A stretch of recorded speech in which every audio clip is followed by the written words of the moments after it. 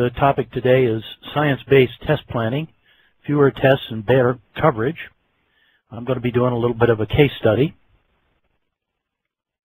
Our agenda today, first a little background on a technique called design of experiments, which is the basis for this science-based testing approach that I'm going to discuss today. We'll talk a little bit about testing as a certain kind of an experiment, specialized experiment, no doubt. Then we're going to talk about why combinatorial interactions matter.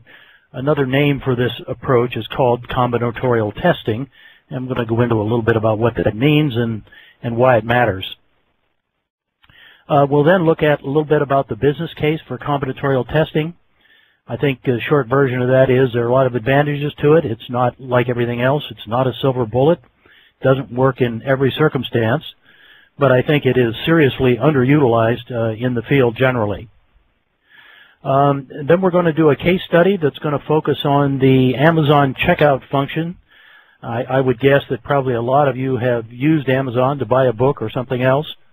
So you're probably at least generally familiar with this application, and therefore it makes kind of a good case study. We'll then talk about some limitations and some caveats related to this approach to testing, again emphasizing it's not a silver bullet. We'll then talk a little bit about possible next steps and also some available options. I'm going to do my case study here using one of several specific test tools that are available out there to support this method, but there are other options, and I'll give you a little bit of information about what they are at the end. And then we'll have some time for Q&A. So, moving right into it, the idea of design of experiments, the concept of it, actually goes back a long time. Probably the first documented example occurred in 1747, where a guy in the British Navy was interested in finding a cure for scurvy, which was a big problem with sailing ships in those days. He selected 12 individuals who had scurvy, divided them into 6 pairs, in other words, 2 each, and giving each group different additions to their basic diet for a couple of weeks. The options that were being evaluated are listed here: a quart of cider, 25 drops of sulfuric acid 3 times a day. That doesn't sound real tasty, does it? 1/2 pint of seawater every day. That doesn't sound real yummy either. A mixture of garlic, mustard, and horseradish in a lump the size of a nutmeg. 2 spoonfuls of vinegar 3 times a day. And then finally, 2 oranges and 1 lemon. So the basic method was to combine patients and treatments. So it turned out that the 2 guys who were given the citrus fruits recovered quite dramatically within a week, and the others experienced a little bit of improvement, but nothing was anywhere close to citrus fruits. So of course we know now that there are certain ingredients in citrus fruits that prevent this disease. It was really a vitamin deficiency that caused the disease. But that certainly wasn't understood at the time. So let's talk about combinatorial interactions. The idea here is that we're going to test several factors in combination, and we call this N-way combinations or interactions. It turns out that when we combine factors in many different kinds of software applications, the factors reflect, some kind of combination of business rules. So in a very generic way, if A is true and B is true, then something happens, whatever it is. There have been some studies done that were documented in this article I referred to from the IEEE Computer magazine in August of 2009 that found that on average 86% of defects arise from 2-way interactions, and that progressively fewer are found as the number of interacting factors increases. and we'll look about that a little bit more as we go on. But here's a little summary table here.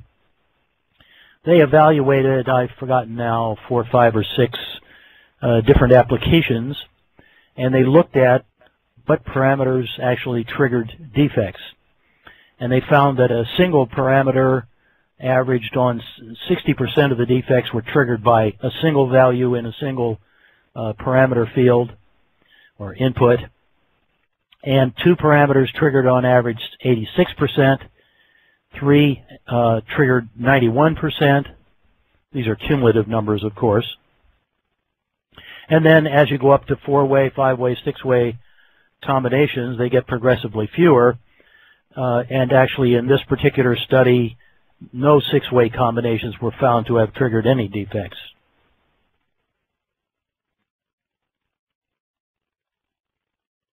So we call this combinatorial testing, or I'm going to use CT for short. This has also been known in different versions as pairwise. Some of you may have run across that. Pairwise means 2-way interactions only. That is a subset of what I'm talking about here, which could go up to 6 ways.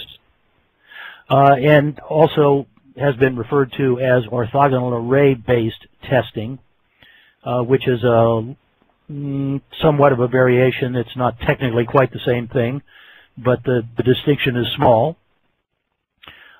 Any of these provide a systematic way to identify the minimum number of tests that would be necessary to achieve n-way coverage. In other words, to be sure that you've covered every possible 2-way pairing of parameters and values, or 3-way pairing, or whatever you wanted.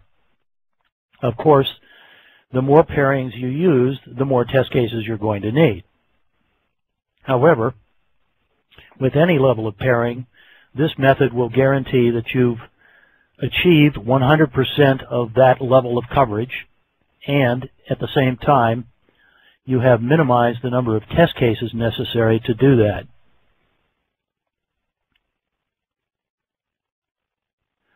So in a certain point of view, testing is really essentially an experiment. Our objective, of course, is to find a defect with as few tests as we possibly can. So to look at a very simple example here, let's imagine that we have some application that's intended to run on different operating systems, different CPU speeds, protocols, memory, and so on.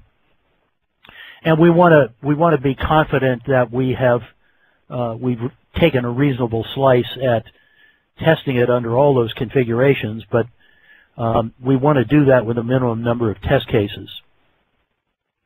So we see here there were 3 different kinds of operating systems, 3 different CPU speeds, 2 different IP protocols, and 3 different memory sizes. And in order to find out how many tests you would require to test every conceivable combination, you multiply these counts together. So 3 operating systems times 3 CPUs times 2 protocols times 3 memory sizes.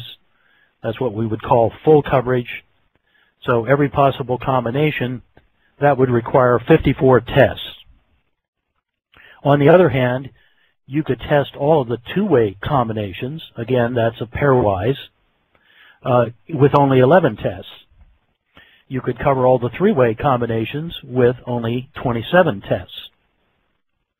So think back to the numbers we cited earlier. 3-way combinations would be expected on average to find 91% of the defects that are present. Now, depends on what kind of an application you're working in. That might be good enough, it might not. If it's a medical device or something else that has life-threatening potential, then